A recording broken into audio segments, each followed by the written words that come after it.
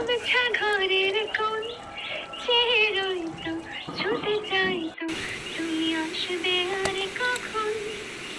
শান্ত ঘুঘুরে ডাক, ধুলো মাখা বইয়ের কাজ, যেন বলছি মনে চলছি থাক, অপেক্ষাতেই থাক। আমার বেসুর গিটার সুর বেঁধেছে তোমার কাছে এসে, শুধু তোমায় ভালোবেসে। আমার একলা আকাশ চাঁদ চিনেছে